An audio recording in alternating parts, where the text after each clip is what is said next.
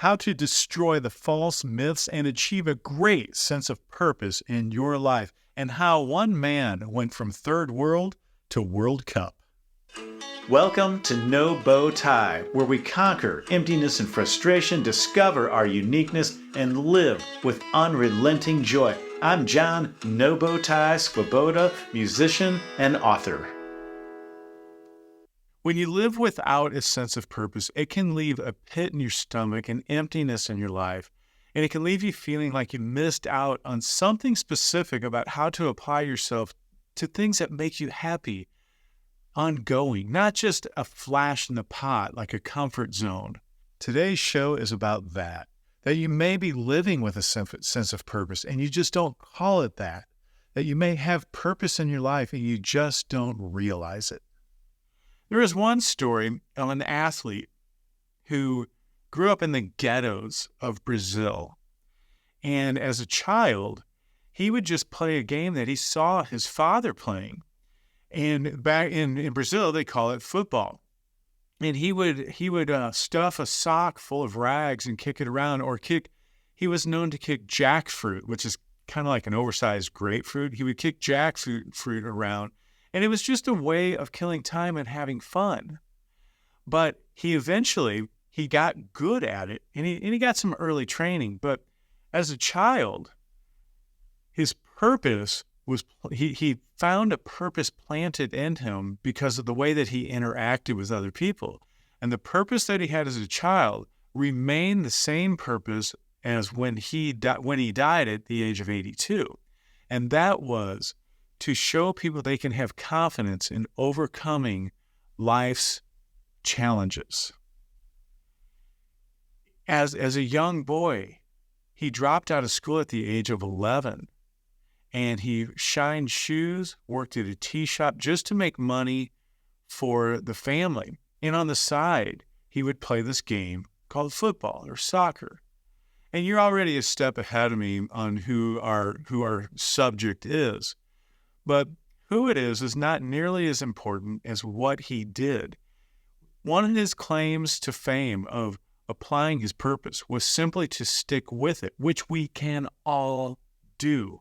He was interested in soccer. He was intrigued by the game, and he enjoyed the sense of connection that he got by being on a team. He never saw that he would be making $100 million in promotions after he retired from the game. He never saw that he would take a country to the World Cup 3 times and win. He didn't see that. Of course, he envisioned great hopes with it, but his whole story was based on one thing: just stick with your interest, your ideas, and your intrigues, and let that turn into an inspiration. One area where a lot of people fall short is the sticking with it. We think that because we don't get the paycheck or we don't get the recognition, that our purpose is worthless. And again, that could not be further from the truth. And it's a shame to think that way, or it feels shameful to think that way, because then we give up. The athlete that we're talking about was awarded the century's greatest athlete by Muhammad Ali, of all people. And I say of all people because Muhammad Ali had the tendency to focus on number one. And he awarded Pele that award as the greatest athlete of the century. On a personal level, I want to tell you about a conversation that I had with a friend of mine named Jeff. I met him a couple of years ago in the summer during the pandemic. And he came to me as a client, and he was very concerned about some things going on in his life. We got to talking, and the stories unfolded that he had a lot of bad things happen during his life: a loss of a loved one, loss of a spouse, loss of a very important job.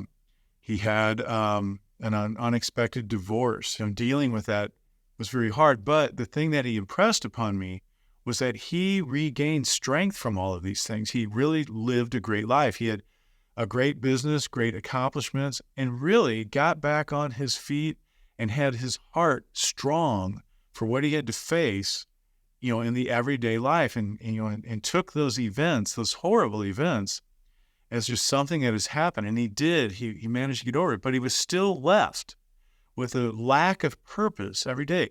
He would wake up and just have a sick feeling in his heart that he didn't really know what he was about. He didn't really want to work really hard at achieving a purpose because it seemed out of reach. But at the same time, he knew that that was an empty spot in his heart.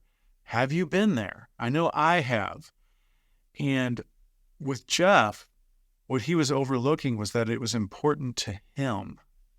He even said that he knew what he was capable of, but he just didn't want to expend the energy to do those things. I asked him, well, what kind of things do you really want to do? And he would shrug his shoulders and say, I don't know. I'm more interested in the things that give me personal satisfaction. Keep in mind that in May, I'll be releasing an audio book. It's going to be from my first write of How to Be Unique, Just Like Everybody Else. It is a book that addresses the subject of purpose in depth with solutions to problems that get rid of frustration. Also, check out patreon.com/nobowtie. Become a subscriber at any level, and I'll give you that book, that audiobook, for free. Now let's get back and hear what Jeff's little secret super story was. The main thing that Jeff liked to do, he liked to ride his bike and run.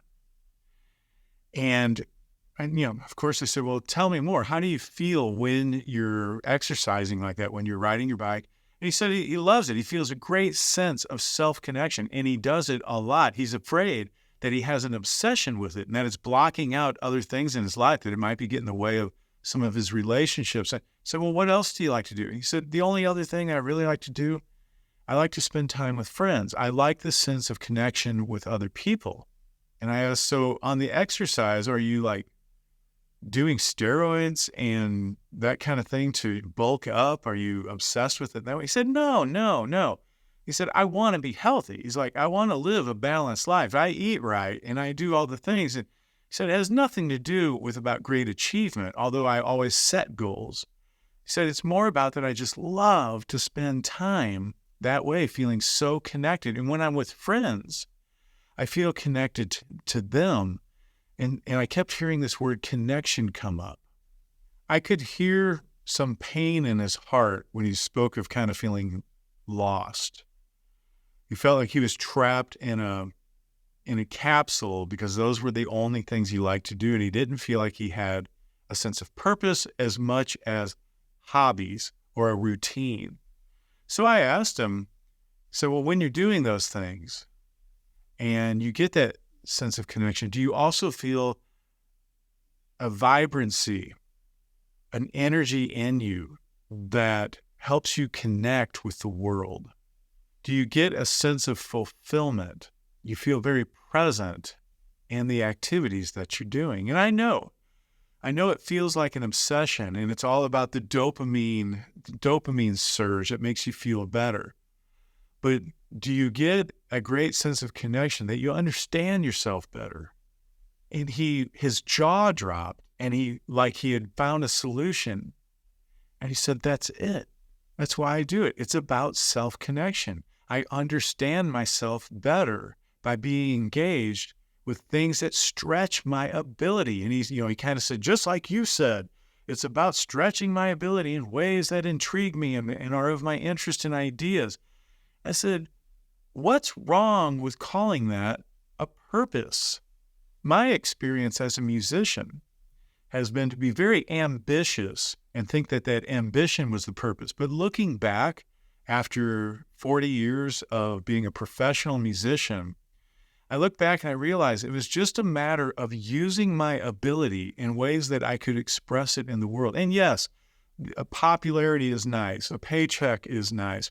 Applause is nice. Recognition is nice.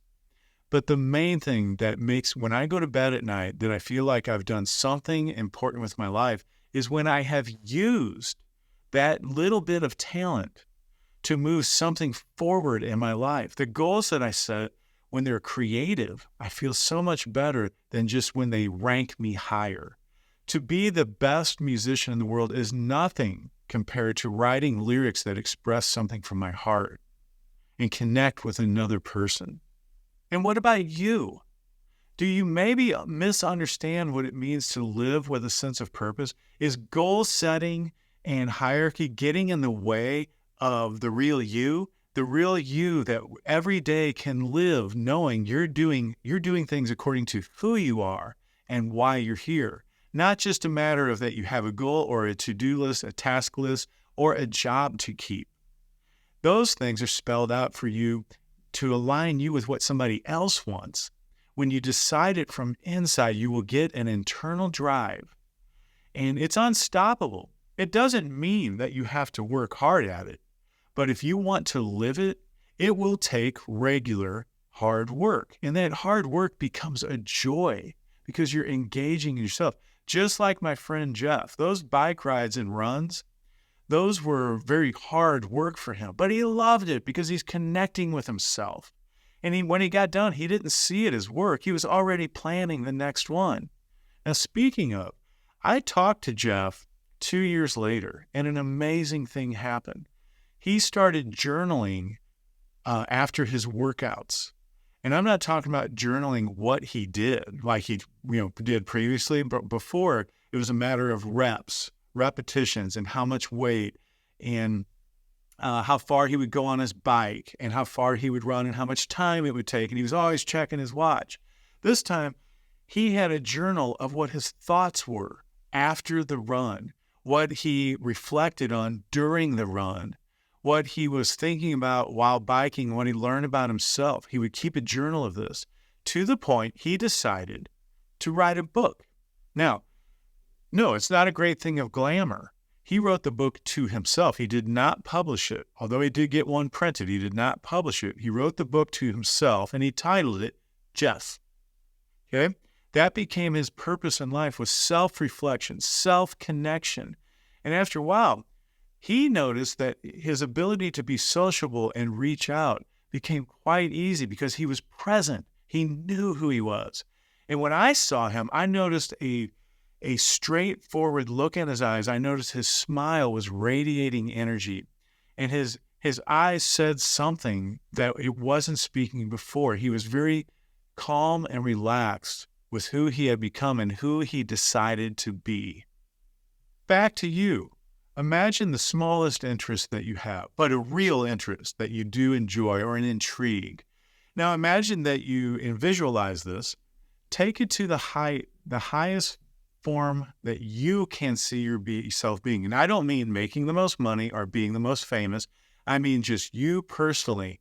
Imagine it expanding in your life and what that would mean. And I'm talking about you can be the greatest mother, school teacher, trash man. You could be a garage repairman. All of these things, when you're intrigued by that little thing of yours, whatever yours is, magnify it and think of doing it on a daily basis.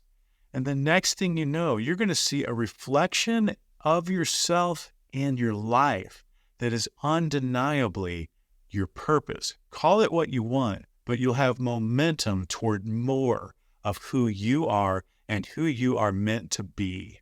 And that connection tends to inspire other people. I'll bet you've had somebody already in your life who's intrigued by the way that you do things because of the conversation that you have about how much you love that one thing. It is because of your presence, and it is because of your purpose. Now, we've run out of time again, but before you go, be sure to subscribe to nobowtie.com/life. Get on our newsletter.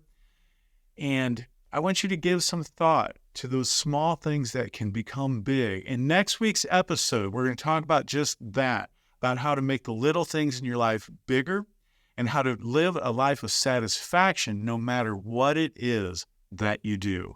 Have a great week. We'll see you next time.